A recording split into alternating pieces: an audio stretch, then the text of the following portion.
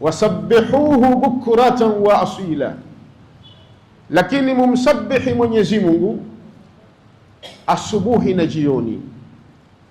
Huwa alladhi yusalli alaykum wa malaikatuhu liyukhrijakum min adh-dhulumati ila an-nur, hakika yeye Allah mtukufu kwa nyinyi kufanya dhikri kwa wingi na kumsabihi yeye asubuhi na jioni, basi inakuwa ni sababu ya kukumiminieni rehma zake Mwenyezi Mungu Subhanahu wa Ta'ala, na kukutoeni katika viza na kukupelekeni katika nuru. Kwa maana ibada ya dhikr, na ndiyo maudhui ya hotuba yetu itakayokuwa leo, ibada ya dhikri ni katika ibada kubwa sana ambao waumini wakiishika itawatoa katika viza na kuwapeleka katika nuru. Allah Subhanahu wa Ta'ala amesema hivyo kwamba endapo tutamtaja sana, basi Mwenyezi Mungu atatutoa katika viza. Katika viza nini maana yake? Atatutoa katika upotovu, atatutoa katika maasiya, atatutoa katika mambo machafu mabaya, na akatupeleka katika nuru. Lakini vile vile atatutoa katika viza, kwa maana atatuondoshea maradhi ya nyoyo zetu kwa kumtaja Mwenyezi Mungu kwa wingi. Nyoyo hizi Bwana Mtume Muhammad sallallahu alaihi wasallama siku moja anasema, anawaambia masahaba, anasema inna fil jasadi mudgha, hakika katika mwili wa mwanadamu kuna pande la nyama.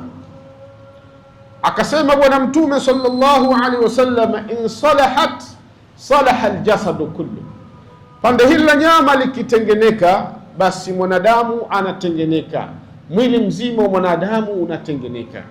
Wa in fasadat fasada aljasadu kullu, lakini pande hili la nyama likiharibika, ambalo liko katika mwili wa mwanadamu, basi mwanadamu mzima anaharibika, mwili wake unaharibika, matendo yake yanaharibika, kila kitu chake kinaharibika. Masahaba wa Mtume Muhammad sallallahu alaihi wasallam wakakaa kwa usikivu mzuri kabisa waweze kujua ni pande gani hili la nyama ambalo Bwana Mtume sallallahu alaihi wasallam analisemea. Akasema ala wa hiya alqalb, pande hili la nyama ni moyo. Moyo wa mwanadamu ukitengeneka, basi mwanadamu anakuwa mwanadamu, lakini moyo wa mwanadamu ukiharibika, mwanadamu anakuwa zaidi ya mnyama. Kwa hiyo njia pekee ya kuondosha maradhi ya nyoyo zikawa safi zikatengeneka ni dhikrullah. Ndio maana akasema liyukhrijakum min adh-dhulumati ila an-nur. Mkifanya hivyo kwa kumtaja Mungu sana, Allah ataondosha viza katika nyoyo zenu, ataondosha maradhi ya nyoyo katika nyoyo zenu. Leo sisi tumejaza maradhi katika nyoyo zetu, maradhi katika nyoyo zetu tumejaza kwa sababu tuko mbali ya dhikri. Leo hasadi ni zetu, leo kibri ni chetu, leo chuki ni zetu, leo kila aina ya maradhi ya nyoyo tunayo katika maisha yetu. Ndugu yangu Muislamu, kwa ushahidi huu wa Qur'ani kwamba Allah Subhanahu wa Ta'ala anasema tukimtaja sana, tukamsabihi Mwenyezi Mungu asubuhi na jioni, basi yeye atatumiminia rehema zake, lakini yeye Allah mtukufu atatutoa katika dhulumat kutupeleka katika nuru. Malaikatu Rahman watatuombea dua, watakuwa na sisi kutuombea dua Mwenyezi Mungu atusamehe madhambi yetu, kwa sisi kukithirisha kumtaja sana Mwenyezi Mungu Subhanahu wa Ta'ala. Kwa hiyo ibada hii ya dhikri, ndugu yangu Muislamu, tuunganishe pale katika Ijumaa iliyopita ya qiyamul layli, tushike na hili tuweze kudumu nalo katika maisha yetu. Leo ndugu zangu katika imani, tuko katika hatari kubwa sana, tuko katika hatari kubwa sana. Namna ulimwengu unavyoenda, namna maisha yanavyotupeleka, namna maadui wa Uislamu walivyoweza kutupiga vita vya kifikra, kiasi kwamba tukabaki tusema sisi ni Waislamu, lakini kidogo kidogo wanatutoa katika Uislamu, na bila ya sisi kujua kwamba tunatoka katika Uislamu.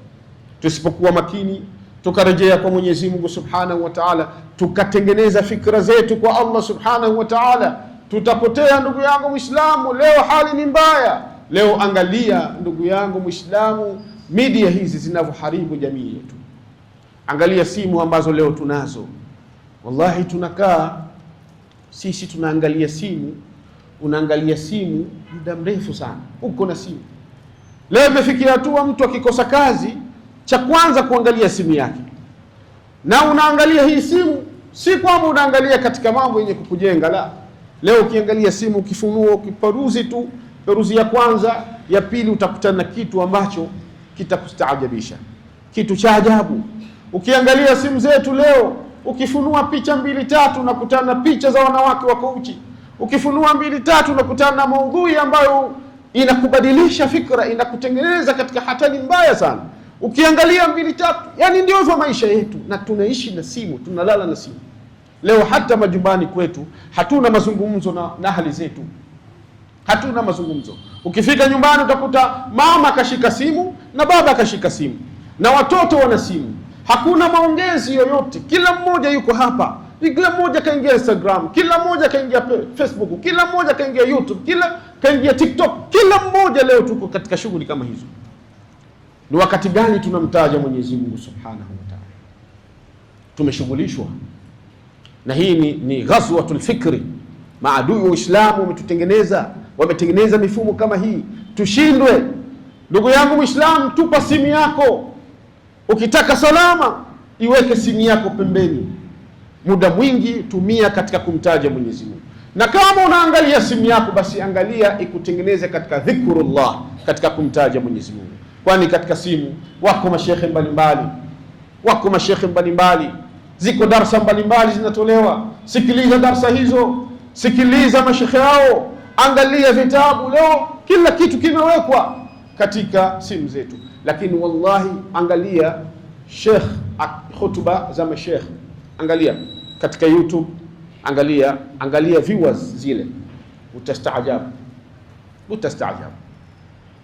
Ni chache sana, lakini jambo lolote la kipuuzi ukiangalia utakuta viewers ni wengi sana. Jambo moja likitoka na kurushwa tu, basi kila mmoja atakuwa na pupa kiniangalia, kila mmoja anaangalia. Lakini leo unaweza kukuta sheikh katoa hutuba Ijumaa, wiki nzima imeangaliwa na watu 100, watu 200, akienda sana watu 300, basi ukiangalia unaona katika hali kama hizo. Kwa hiyo ndugu zangu katika imani, tumefikishwa hapa, tuzinduke. Tuna ibada ambayo Mwenyezi Mungu anasema, ya ayyuhalladhina amanu dhkurullaha dhikran kathira, enyi mlioamini mtajeni Allah utaji wa wingi. Katika ibada zote ambazo tumeamrishwa kufanya, ndugu zangu katika imani, ibada zote zina wakati, ibada zote zina idadi, ibada zote zina maelezo. Sala za faradhi kwa siku tunasali swala 5.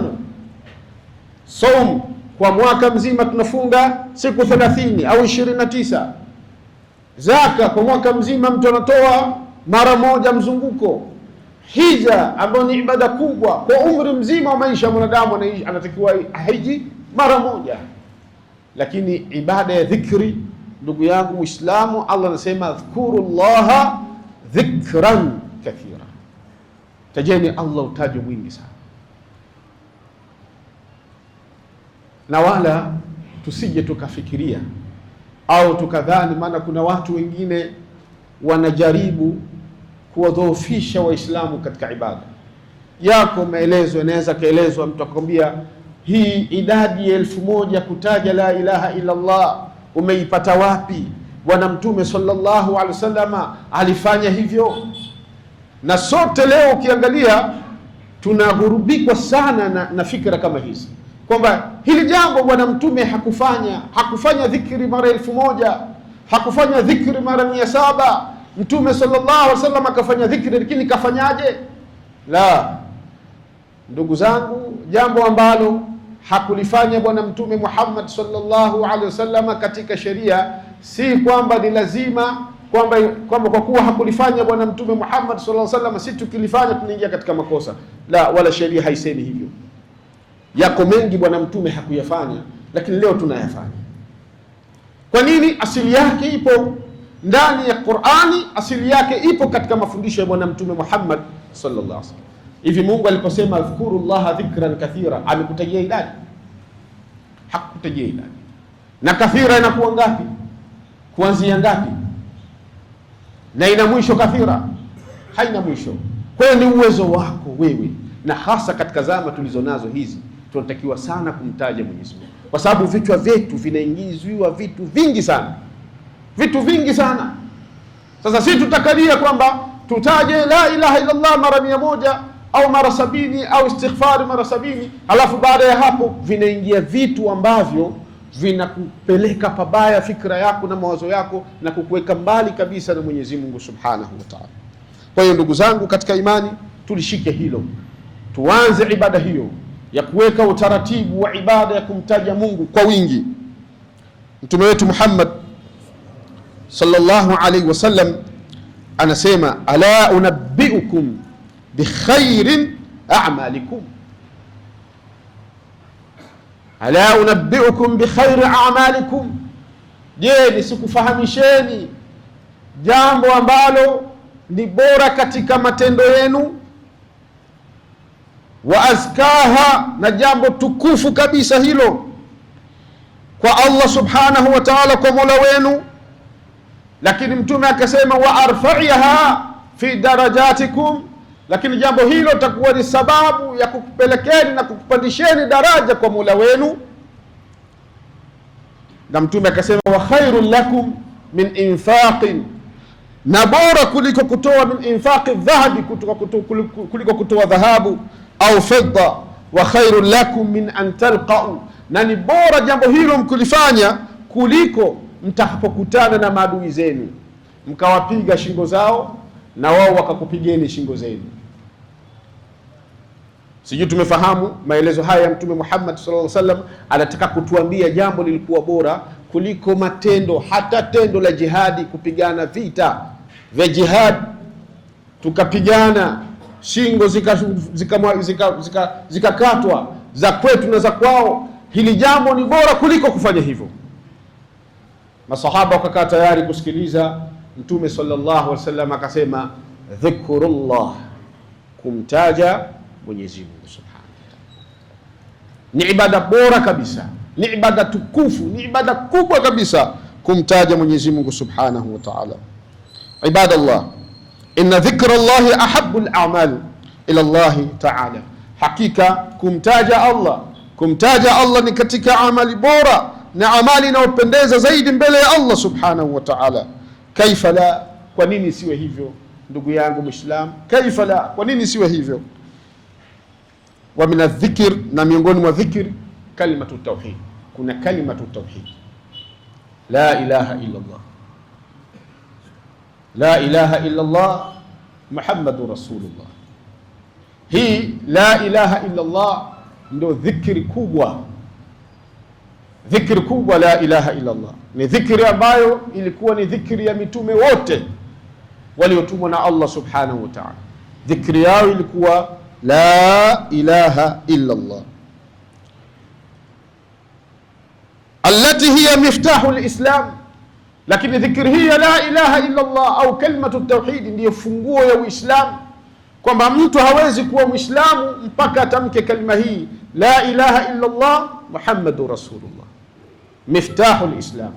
Lakini sio miftahu lislam peke yake, bali miftahu ljanna, funguo ya pepo. La ilaha illa Allah ni funguo ya pepo. Na ndio Mtume Muhammad sallallahu alayhi wasallam anasema, man kana akhiru kalamihi la ilaha illa Allah dakhala aljanna, yule mtu ambaye mwisho wa mazungumzo yake yakawa la ilaha illa Allah, ikawa ni mwisho wa kuzungumza la ilaha illa Allah Muhammadur Rasulullah, ndio mazungumzo yake ya mwisho, dakhala aljanna. Mtume anasema anaingia peponi, anaingia peponi. Na hata kama mtu kasilimu sasa, yani katamka kalima hii la ilaha illa Allah Muhammadur Rasulullah, baada ya hapo tu dakika moja hakusema chochote, akafa, huwa min ahli aljanna, ni katika watu wa peponi, kwa ushahidi wa hadithi ya bwana mtume Muhammad sallallahu alaihi wasallam. Miftahul janna, mtume wetu Muhammad sallallahu alaihi wasallam anasema, man qala la ilaha illa Allah mukhlisan dakhala aljanna, atakayesema la ilaha illa Allah kwa ikhlas ataingia katika pepo. Wakamuuliza masahaba wa mtume Muhammad sallallahu alaihi wasallam, wama ikhlasuha ya Rasulullah, nini ikhlas ya la ilaha illa Allah? Mtume akasema, an tajtaniba anil maharim, ni mtu kujitenga na mambo ya haramu. Sasa hii kalima tukizoea kuitamka itatutoa katika mambo ambayo tunayafanya ambayo yanamkasirisha Mwenyezi Mungu Subhanahu wa Ta'ala. Hakuna njia ya kutoka katika maasiya na kutoka katika maradhi ya nafsi zetu isipokuwa njia kubwa ni dhikrullah. Ndio maana Allah akasema, mtajeni Allah kwa wingi sana. Lakini dhikrullah, ikhwatun fillah, inna dhikrallahi yatrudu ash-shaytan wa yurdi ar-rahman wa yazidu al-iman. Hakika dhikri ya Mwenyezi Mungu inamuondoa shaytan. Yatrudu ash-shaytan, inamtoa shaytan, inamkimbiza shaytan, inamfukuza shaytan. Lakini dhikrullah, Allah subhanahu wa ta'ala anairidhia. Lakini dhikrullah yazidu al-iman, inazidisha imani zetu, inazidisha imani zetu. Hii la ilaha illa Allah Muhammadur Rasulullah inazidisha imani zetu. Wa yuzilu anil qulubi alhumuma wal ahzan, na inaondosha katika nyoyo zetu huzuni. Huzuni inaondosha. La ilaha illa Allah, leo tuna huzuni, leo tuna humum, leo tuna stress katika maisha yetu, leo tumechanganyikiwa kutokana na maisha tunayoishi leo. Mtu anawaza madeni yake atayalipaje, wengine anawaza familia yake, wengine mpaka leo kuna watu hawajui watoto wao wanakwendaje shule. Stress nyingi. Kuna watu hawajui leo wanakula nini. Haya yote ndugu yangu yanaondoshwa. Ukitaka upate raha ya nafsi, kithirisha kulitaja la ilaha illa Allah au kutaja dhikri yoyote, kwa sababu inaondosha humum, inaondosha stress, inaondosha huzuni zote. Wayamlauha bisururi waridwan. Lakini hii dhikri ya Mwenyezi Mungu, kumtaja Mwenyezi Mungu, ikhwatun fillah, inafanya kupata furaha na kuwa na radhi na Allah subhanahu wa ta'ala. Wa huwa sababu linishati alqalbi, lakini ni sababu ya kupata nishati ya moyo, walbadani, pamoja na mwili, wa quwwatihi, na nguvu zake, wa nuri alwajhi, na vile vile dhikrullah ikhwatun fillah inatengeneza uso unakuwa na nuru. Waman dhakara Allah, yoyote atakayemtaja Allah, dhakarahu Allah. Subhanallah. Waman dhakara Allah dhakarahu Allah, atakayemtaja Mwenyezi Mungu, atakayemkumbuka Mwenyezi Mungu, basi Mwenyezi Mungu anamtaja, Mwenyezi Mungu anamkumbuka mtu. Angalia moja katika faida kubwa sana ya dhikrullah. Allah anasema, fadhkuruni adhkurukum, nitajeni na mimi nitakutajeni. Kwa hiyo wewe ukitaka utajwe na Mwenyezi Mungu, basi wewe mtaje Mwenyezi Mungu. Kadri utakavyokuwa unamtaja Mwenyezi Mungu, naye anakutaja Mwenyezi Mungu subhanahu wa ta'ala. Anakutaja wapi? Katika hadithi imepokelewa na mtume kutoka kwa bwana mtume Muhammad sallallahu alaihi wasallam, ni hadithi al-Quds. Hii ni hadithi al-Qudsi, ni maneno ya Mwenyezi Mungu, lakini yamepita katika hadithi ya bwana mtume Muhammad sallallahu alaihi wasallam. Ni maneno ya Mwenyezi Mungu, hayako ndani ya Qur'ani, lakini ni maneno ya Mwenyezi Mungu. Allah anasema, ana inda dhanni abdi, mimi niko katika dhanna ya mja, atakafonidhania mja basi mimi ndio niko hivyo hivyo. Akaendelea mtume sallallahu alaihi wasallam akisema, wa ana ma'ahu, na mimi niko na mja, idha dhakarani, atakaponitaja na kunikumbuka, mimi niko pamoja na mja huyo. wa in dhakarani fa in dhakarani fi nafsihi, atakaponikumbuka na kunitaja katika nafsi yake, akanikumbuka ndani ya nafsi yake huyo mja, dhakartuhu fi nafsi. Mtume Allah anasema dhakaratuhu, mimi nitamkumbuka katika nafsi yangu. Wa in dhakarani fi malai, na akinitaja na kunikumbuka mbele za watu, basi mimi nitamtaja na kumkumbuka katika sehemu tukufu kabisa, sehemu tukufu, sehemu za malaikatur rahman. Mja wangu fulani kanitaja mimi, angalia, mja wangu fulani kanitaja mja wangu fulani, anawaambia malaika wake, anajifakhiri kwa malaika wake rahman kwamba mja wangu kanitaja. Lakini Mwenyezi Mungu tukimkumbuka, Allah anatukumbuka, malaikatur rahman wanakuwa pamoja nasi tunapomtaja Mwenyezi Mungu subhanahu wa ta'ala. Ndio mmoja katika riwaya anasema idha qala abdun salih la ilaha illa Allah, mja mwema akisema la ilaha illa Allah, akisema la ilaha illa Allah, sa'ida biha malaku min al-ardi ila as-sama. Kwa kile kitendo cha kusema la ilaha illa Allah, kuna malaika anapanda kwenda mbinguni kwa hii kalima tu, kwenda juu, anapanda kutoka ardhini kwenda katika. Fayalqahu malakun nazil, anakutana na malaika ambaye anatoka juu kushuka chini. Huyu malaika anayeshuka kutoka juu kushuka chini anamuuliza malaika anayepanda, min aina, unakwenda wapi? Yule malaika anayepanda anasema as'adu bi kalimati la ilaha illa Allah, as'adu bi kalimati la ilaha illa Allah min abdin salih, ninanipandisha kalima ya la ilaha illa Allah inayotoka katika kinywa cha mja mwema. Wa anta ila ain, huyu malaika anayepanda anamuuliza malaika anayeshuka, wewe unakwenda wapi? Malaika anayeshuka anasema anzilu lahu min bara'ati minan nar, na teremka huyu kumweka mbali kabisa na moto wa jahannam.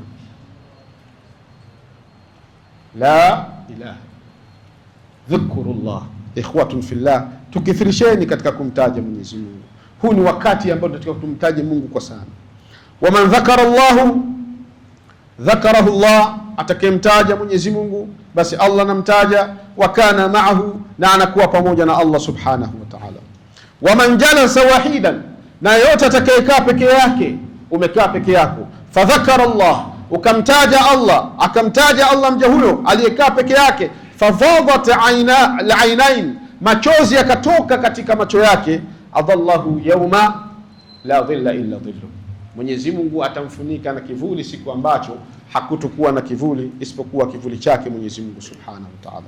Amesema Bwana Mtume Muhammad sallallahu alaihi wasallam, sab'atun yudhilluhumullah, watu wa aina saba watakuwa katika kivuli cha Mwenyezi Mungu, fi dhillihi, katika kivuli chake, yawma la dhilla illa dhillu, siku ambayo hakutokuwa na kivuli isipokuwa kivuli chake Mwenyezi Mungu.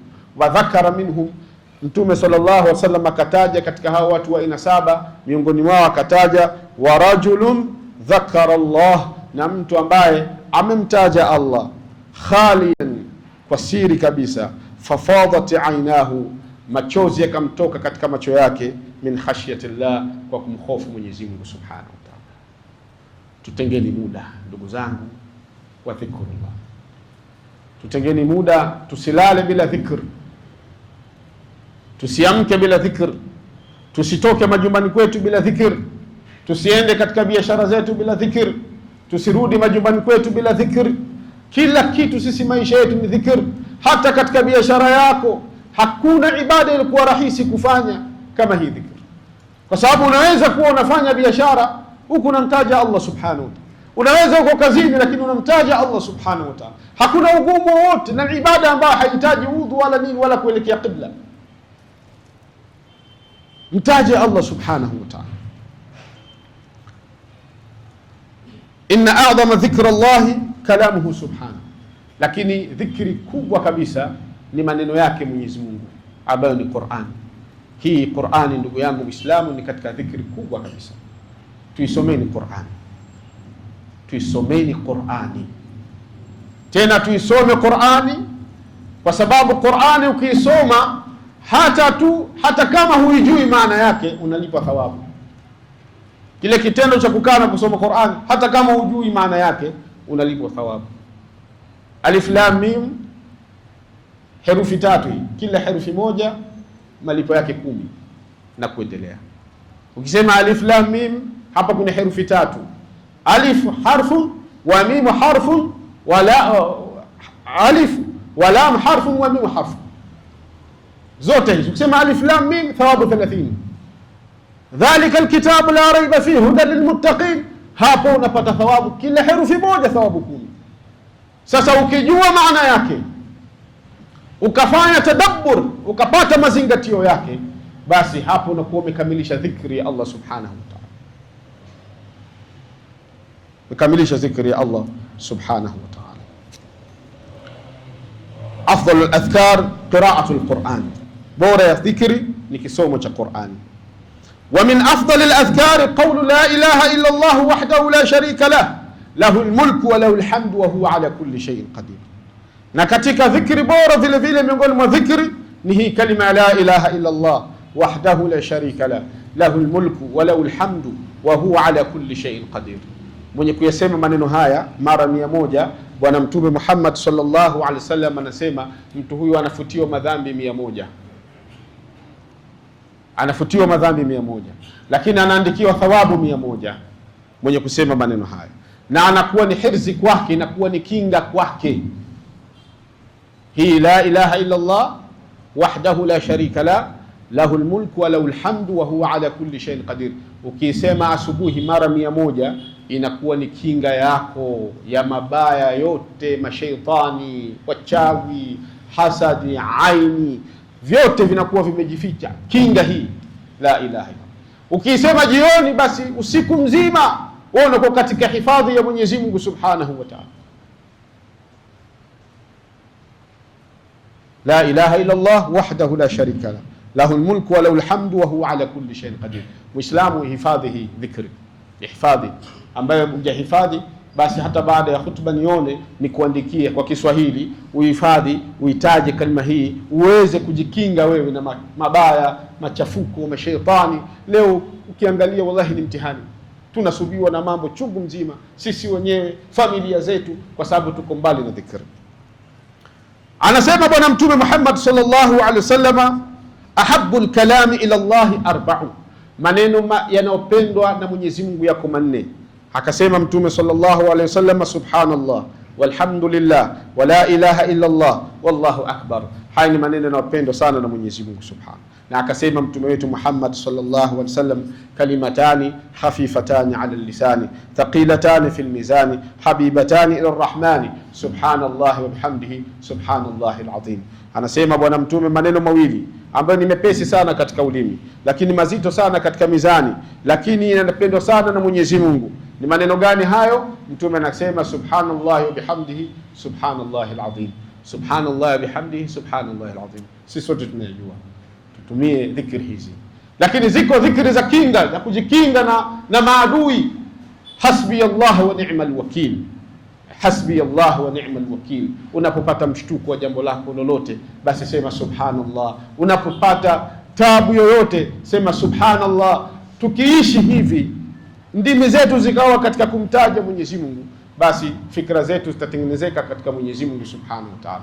Lakini kwa sasa nakuhusieni na kuhusia nafsi yangu, tupunguze matumizi ya simu zetu, tutumie simu katika manufaa, kwa sababu hakuna kitu ambacho kinatuweka mbali na Mungu kama simu leo. Tunamwomba Mwenyezi Mungu atujalie min alladhina yastami'una alqawla fayattabi'una ahsana. Bismillahir rahmanir rahim. Alhamdulillahi rabbil alamin. Alhamdulillahi alladhi bi ni'matihi tatimmu as-salihat wa bil 'amal bi ta'atihi tatibu al-hayat wa tanzilu al-barakat. Wa ashhadu an la ilaha illa Allah wahdahu la sharika lah, lahu al-mulku wa lahu al-hamdu wa huwa 'ala kulli shay'in qadir.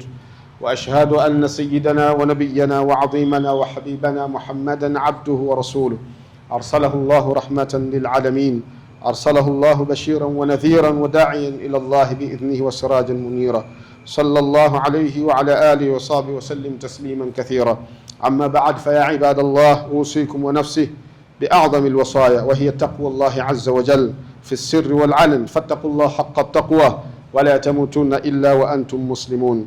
يا أيها الذين آمنوا اتقوا الله وقولوا قولا سديدا يصلح لكم أعمالكم ويغفر لكم ذنوبكم ومن يطع الله ورسوله فقد فاز فوزا عظيما. عباد الله، عن أبي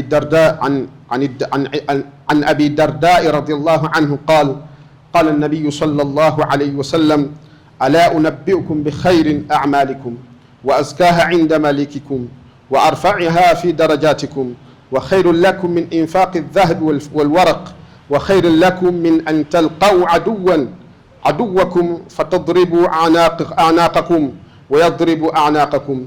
قالوا: بلى يا رسول الله. قال: ذكر الله تعالى. إن ذكر الله عباد الله أحب الأعمال إلى الله سبحانه وتعالى وأعلاها وأزكاها، كيف لا؟ ومن الذكر كلمة التوحيد، لا إله إلا الله، التي هي مفتاح الإسلام ومفتاح الجنة. عباد الله، إن ذكر الله يطرد الشيطان ويرضي الرحمن ويزيد الإيمان، وذكر الله يزيل عن القلوب الهموم والأحزان ويملوها بالسرور والرضوان، وهو السبب لنشاط القلب والبدن وقوته ونور الوجه ونضارته وهيبته. عباد الله، ومن ذكر الله سبحانه وتعالى ذكره الله وكان معه. يقول سبحانه وتعالى: فاذكروني أذكركم. وقال في الحديث القدسي: أنا عند ظن عبدي وأنا معه إذا ذكرني، فإن ذكرني في نفسه ذكرته في نفسي، وإن ذكرني في ملئي ذكرته في ملئ خير منهم. عباد الله، ومن جلس وحيدا فذكر الله ففاضت العينين أظله يوم القيامة. قال صلى الله عليه وسلم: 7 يظلهم الله يوم لا ظل إلا ظله. فقال صلى الله عليه وسلم: ورجل ذكر الله خاليا ففاضت عيناه من خشية الله. قال الله سبحانه وتعالى: يا أيها الذين آمنوا اذكروا الله ذكرا كثيرا وسبحوه بكرة وأصيلا، هو الذي يصلي عليكم وملائكته ليخرجكم من الظلمات إلى النور. عباد الله، إن أعظم ذكر الله كلامه سبحانه، فقراءة القرآن الكريم أفضل الأذكار. أقول قول هذا واستغفر الله العظيم لي ولكم فاستغفروه يغفر لكم وادعوه يستجب لكم وهو البر الكريم. الحمد لله رب العالمين، والصلاة والسلام على أشرف الأنبياء والمرسلين وعلى آله وصحبه أجمعين. أما بعد، فيا عباد الله، ومن أفضل الأذكار قول لا إله إلا الله وحده لا شريك له، له الملك وله الحمد وهو على كل شيء قدير. من قالها في يوم 100 مرة كتب له 100 حسنة ومحيت عنه 100 سيئة وكانت له حرزا من الشيطان. يقول صلى الله عليه وسلم: أحب الكلام إلى الله 4: سبحان الله والحمد لله ولا إله إلا الله والله أكبر. وقال صلى الله عليه وسلم: كلمتان خفيفتان على اللسان ثقيلتان في الميزان حبيبتان إلى الرحمن، سبحان الله وبحمده سبحان الله العظيم. ومن أطيب الأذكار استغفار لله سبحانه وتعالى والصلاة على النبي صلى الله عليه وسلم. هذا وصل وسلم على إمام المرسلين وقائد الغر المحجلين، فقد أمركم الله تعالى بالصلاة والسلام عليه في محكم كتابه، حيث قال عز قائلا عليما: إن الله وملائكته يصلون على النبي يا أيها الذين آمنوا صلوا عليه وسلموا تسليما. اللهم صل وسلم على سيدنا محمد وعلى آل سيدنا محمد، كما صليت وسلمت وباركت ونعمت على سيدنا إبراهيم وعلى آل سيدنا إبراهيم في العالمين إنك حميد مجيد. وارض اللهم عن خلفاء الراشدين وعن أزواج أمهات المؤمنين وعن سائر الصحابة أجمعين وعن المؤمنين والمؤمنات إلى يوم الدين، وعنا ما هم برحمتك يا أرحم الراحمين. اللهم اجعل جمعنا هذا جمعا مرحوما، وجعل تفرقنا من بعده تفرقا معصوما، ولا تدع فينا ولا معنا شقيا ولا محروما. اللهم إنا نسألك الهدى والتقى والعفاف والغنى. اللهم إنا نسألك أن ترزق كل منا لسانا صادقا ذاكرا وقلبا خاشعا منيبا وعملا صالحا زاكيا وعلما نافعا رافعا وإيمانا راسخا ثابتا برحمتك يا أرحم الراحمين. اللهم أعز الإسلام والمسلمين وأذل الشرك والمشركين. اللهم اغفر للمؤمنين والمؤمنات والمسلمين والمسلمات الأحياء منهم والأموات برحمتك يا أرحم الراحمين. وصلى الله على سيدنا محمد وعلى آله وصحبه وسلم، والحمد لله رب العالمين. عباد الله، إن الله يأمر بالعدل والإحسان وإيتاء ذي القربى وينهى عن الفحشاء والمنكر والبغي يعظكم لعلكم تذكرون، وأقيموا الصلاة.